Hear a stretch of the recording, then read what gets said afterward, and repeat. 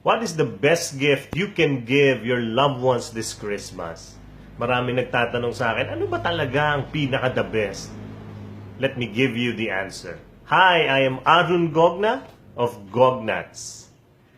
Nuggets of wisdom, wit, and wackiness. What is the best gift you can give your loved ones this Christmas? May nagtanong sa akin noon, sabi niya, what can you give a person who has everything? Ito yung sagot ko. You give this person calendar. Bakit calendar? Simple lang. Para maalala niya yung kanyang payment due dates. Sa dami niyang pag-aari, kailangan siya magbayad. Kaya pag may kalendaryo, alam niya kagad. What is the best gift you can give your loved ones this Christmas? Itong best gift na sasabihin ko sa inyo, ano niya to? Yung di niya makakalimutan kailanman. Ano yon? Your presence. Because your presence is more important than your presents. Siyempre maganda rin may regalo, pero mas mahalaga nandoon ka sa panahon na punong-puno ng pagmamahal at selebrasyon. So I encourage you, be with people you love. As you give your presence to them, be there. Because your presence is more important than your presents. Naalala ko, let me tell you a story. This happened during December in 1903.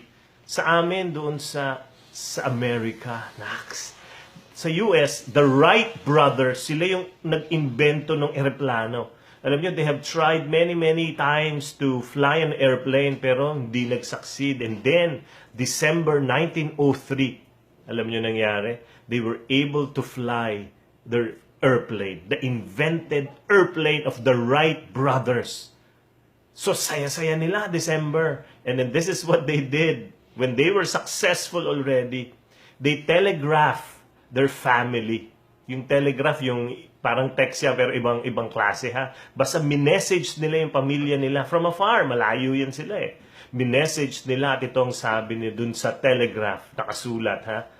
Nakasulat doon. We were able to fly 120 feet. Tapos period.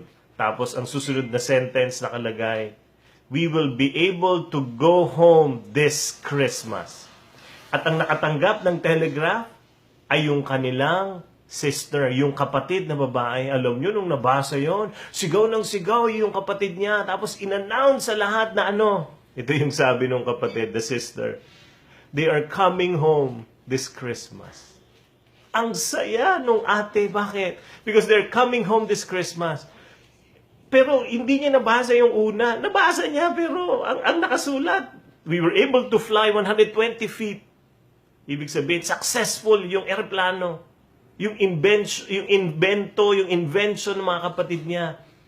Pero para sa kanya, ang pinakamasaya, they are coming home this Christmas. My dear friends, again, if you're too busy this Christmas, slow down. Be present with the people you love. Sa mga bata na nakikinig ng Gognats, wag muna kayo mag-Facebook. Mag-Facebook na kayo kung papanoorin nyo itong Gognats with people you love. If you are there with them, enjoy them. But your presence is more important than your presence. This is Arun Gogna for Gognats. Merry Christmas.